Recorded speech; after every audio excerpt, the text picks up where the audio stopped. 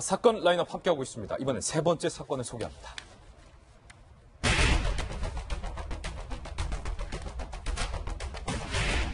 얼마 전에 인천에서의 물난리 저희 돌직구쇼에서 일보로 보도를 해드렸습니다.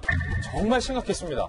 도로가 잠기고 차가 떠내려가고 상가와 주택들이 침수됐습니다. 많은 사람들의 피해가 잇따랐던 그 인천 수해 현장에서 봉사활동을 나온 시의원, 구의원 몇몇이 폭우 피해 현장이 지저분하다라는 이유로 30분만 머물다가 떠났다는 의혹이 제기됐습니다. 그럴 거면 왜 왔냐?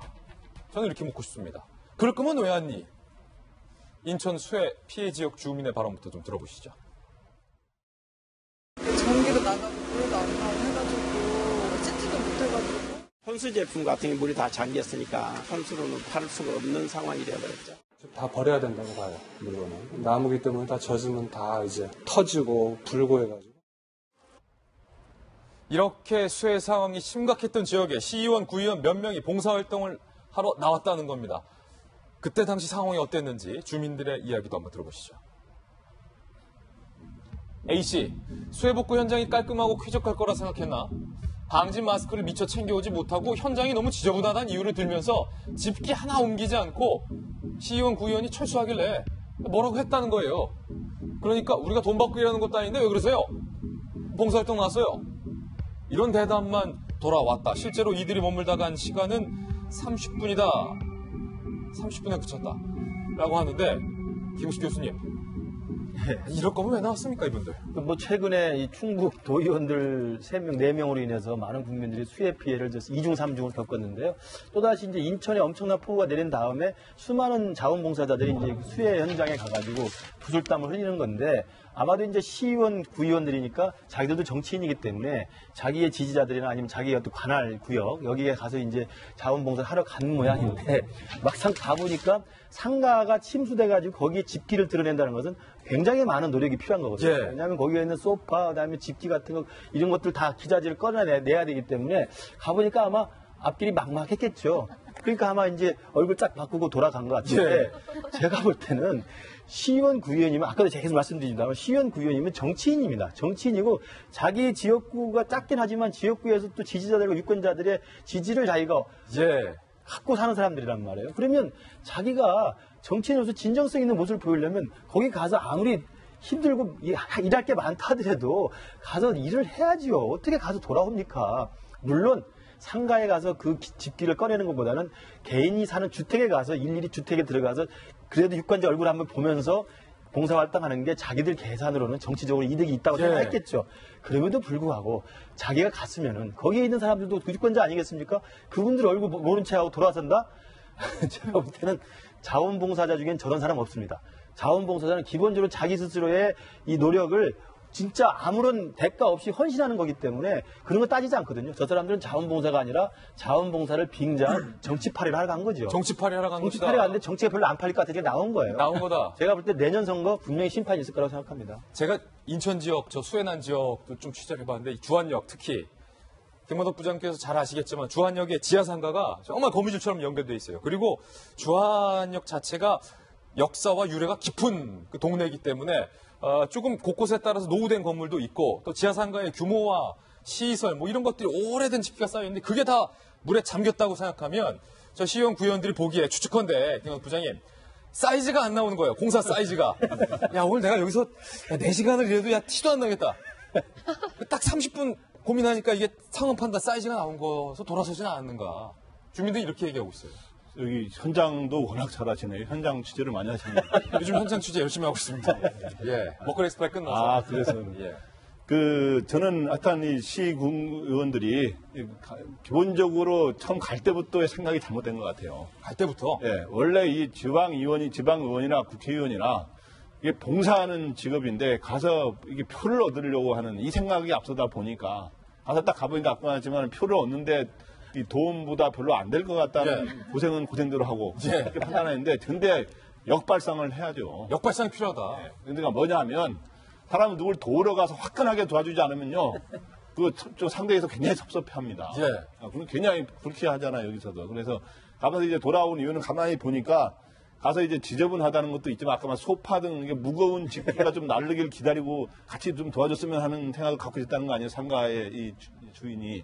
그런데 이 소파라든가 이런 거 나르기에는 뭔가 힘들 것 같고 해서 돌아온 모양인데 진짜 어려울 때 가서 진짜 가서 그 오랜 시간 동안 화끈하게 또 한두 시간이 아니라 한 이제 최소한 하루 간 김에 하루 동안 있으면서 야 진짜 땀 뻘뻘 흘리면서 그렇게 하면 소문이 쫙 나잖아요. 주민들이 이제 의원님 됐습니다. 진짜 좀 쉬세요. 예, 그래서 그 주인 입장에서는 이렇게 별로 이제 뭐 큰 도움이 안 될지 몰라도 그래서 땀을 뻘뻘 흘리면서 어려운 그 집기라든가 이런 무거운 것들 나르고 이런 모습을 보면 그런 진짜 진정한 봉사를 하면 그게 자연스럽게 소문이 나면서 표에도 도움이 되고 이런 역발상을 해야 되는데 역발상과 역지사지 이게 항상 우리에게 필요한 게 아닌가 생각이 듭니다. 역시 뭐 삼김시대 때부터 정치 투자하셔서 정치 컨설팅에도 능하신데 인지상정이거든요. 사실은 화나더라도 주민들이 막상 국회의원, 구의원, 시의원들이 열심히 하면 저쪽에서 좀 쉬고 계시라고 이게 인지상정인데 또 저희 돌직구쇼에 이 시대에 참 지역 구의원 출신 김병현 박사님 우면산 산사태 났을 때 정말로 열심히 수해복구도 하셨던 걸로 제가 알고 있는데 주민들이 물어봤다는 거예요, 이분들한테. 이럴 거면 왜 오셨냐라고 하니까 오히려 이런 답변이 돌아왔다는 거예요. 보실까요, 다시 한번? 제가 돈 받고 온 것도 아닌데 나한테 왜 그러냐. 돈을 주민들이 주잖아요. 예. 시구위원들 월급을 주잖아요. 주민들 세비로, 혈세로 주는 건데, 제가 지난번에 왜 군부대 현장에서 오셔갖고서는 하루만 제발 더 있을 줄 알고 바지끄댕이 잡았다는 얘기 드렸는데, 그게 똑같은 상황이에요. 뭐냐면, 이 수해가 오고 나서 지하에 마트가 물에 잠기잖아요. 그럼 그 마트에 있는 엄청난 물건들을 어떻게 꺼낼 수가 없습니다. 이건 개인이 할 수가 없어요. 그렇다고 누가 와갖고 도와줄 수도 없는 거고 수해 현장이 도처에 다발로 있게 되면은 그 한 상가에 물에 잠긴 거는 눈에 보이지가 않고 사실상 공공시설부터 복구를 해야 되기 때문에 여기는 어떻게 손을 쓸 수가 없는 거거든요. 그래서 그 당시 물건을 더 끄집어낼 수 있게 군부대를 그 바지끄댕이를 붙잡고 제가 있었던 말씀을 드렸던 거고요. 이런 분들 입장에서는 얼마나 피를 토하는 심정이냐면 이 본인이 장사를 하고 있는 상황인데 여기에 물이 차갖고서는 이렇게 다 못 쓰게 되는 상황 아니겠습니까? 누가 보상해주지도 않아요. 여기 대해서 그 당시 마트 사장님 제가 얘기를 들어보니까 7억에서 8억 정도 피는 났다라고 얘기한 겁니다. 7억, 8억 피해 내가 감수할 건데 하루빨리 물건부터 좀 끄집어내고 나서 가게를 정상화시켜야 되는데 어떻게 손을 쓸 수가 없는 거예요. 그때 도와주는 사람이 자원봉사자들인 거거든요.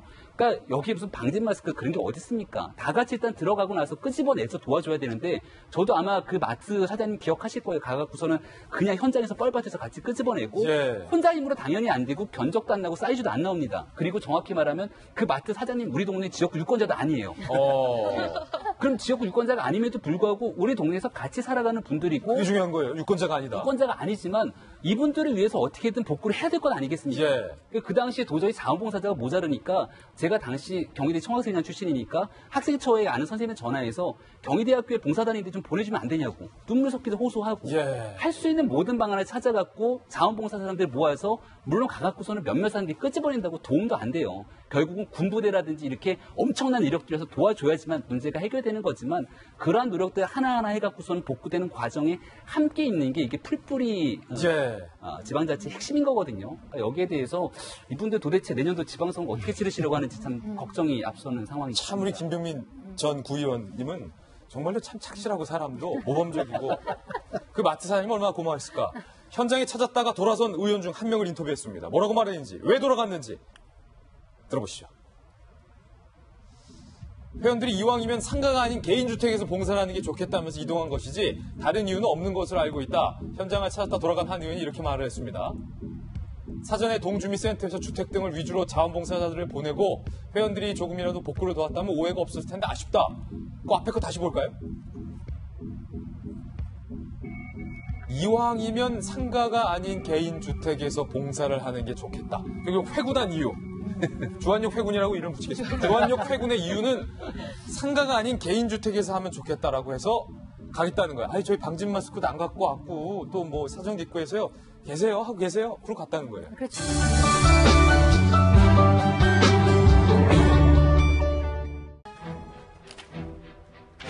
최순실 씨입니다. 이재용 부회장의 재판에 증인으로 출석을 해서 진술을 거부했는데 증언은 안 하고 특검 비난과 비판은 열을 올렸습니다. 최순실 씨가 특검을 어떻게 말을 했는지 그 발언부터 살펴보시죠. 특검이 제 딸을 데려가서 먼저 신문을 강행한 건 제2의 장시호를 만들어서 저를 압박하기 위한 특검의 수법이다. 특검의 속내를 다 내가 낱낱이 보고 있다는 거예요. 검사가 3족을 멸한다고 했는데 정말 그대로 이행되는 것 같다. 피가 거꾸로 솟는다. 증언을 거부하겠다. 최순실 씨가 특검을 향해서 이렇게 비판했습니다. 그러면서요. 코마 상태에 빠질 지경이라 일일이 대답할 이유가 없다. 일단은 지금 전문 의학 용어가 나와서 말인데 정성현님 코마 상태 이게 뭡니까? 식물인간 상태죠. 쉽게 말하면은 의식이 없는 상태를 말하는 거죠.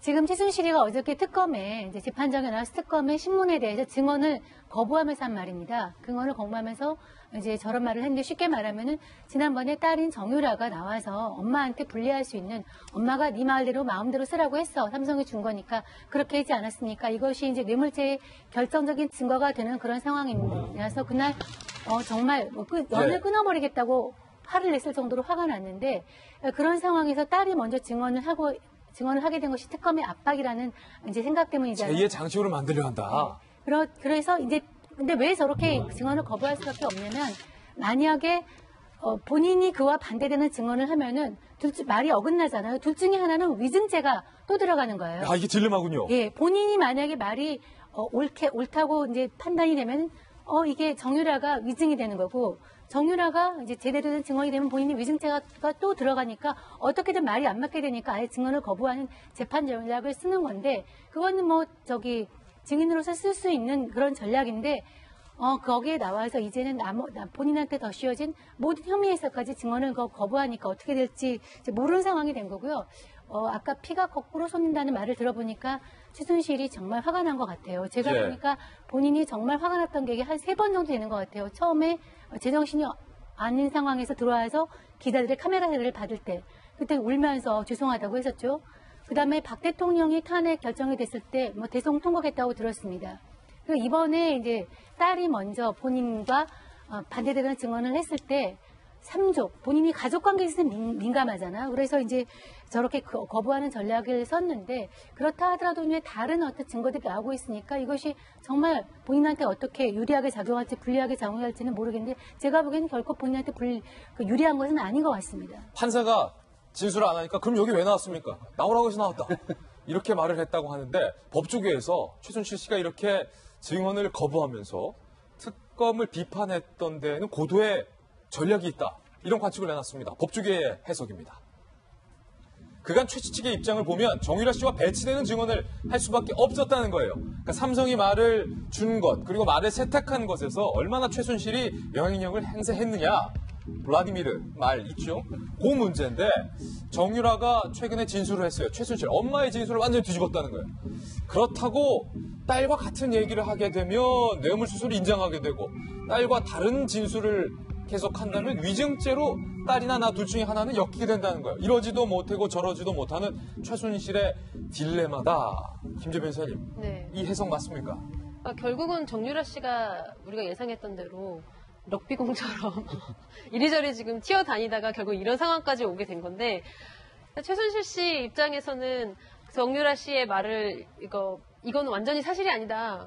호흡맥락은 거짓말이다라고 주장할 수가 없는 거죠. 그러니까 딸을 살리느냐 내가 살아나느냐의 문제이기 때문에 네. 말을 안 하는 거다. 근데 하지만 생각했던 것처럼 그 정도로 심각하진 않습니다. 어차피 위증죄라는 것이 객관적 사실에 반한 이야기를 한다고 성립하는 것이 아니라 기억에 반한 허위의 진술을 하는 경우에 성립을 하는 거거든요. 예. 그러다 보니까 유라가 그렇게 말했지만 나는 기억이 안 난다 라고 해버리면 어떻게 보면 그냥 되게 간단하게 넘어갈 수도 있는 그런 사안이지만 제가 볼 때는 원래 최순실 씨는 증언을 할 생각이 없었어요. 증언 거부권이 있죠. 본인의 형사 그 책임과 연관되어 있는 사건이기 때문에. 그런데 이제 열받으니까 가서 이러는 거야. 정유라를 먼저 증인신문 안 했으면 내가 해주려고 그랬는데.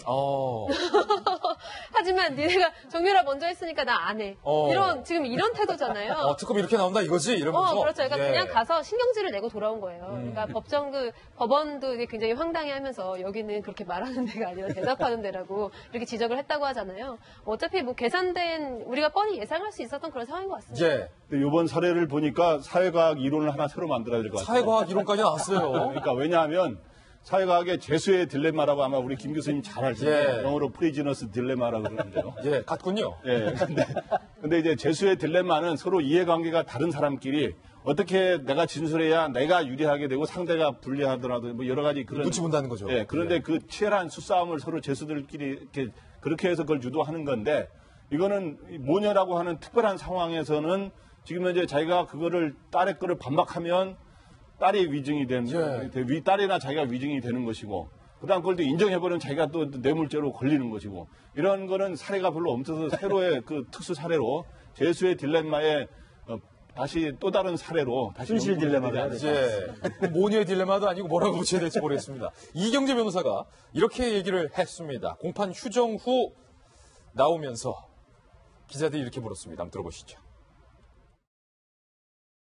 왜 증언 거부하셨다면서 왜 나왔던 거예요? 아무 말 하지 마요. 나오지도 않아요. 나오지도 않아요. 자, 우리 차 한잔 해야 되니까. 오늘 그럼 가시는 거예요? 아니면 잠깐 올라가시죠? 네. 이경재 변호사의 힘든 표정이 뭔가를 다 말해주는 것 같습니다. 신사동 그 사람 함께하고 있습니다. 이번에 두 번째 신사동을 만나보죠. 오랜만에 만나보는 신사동입니다.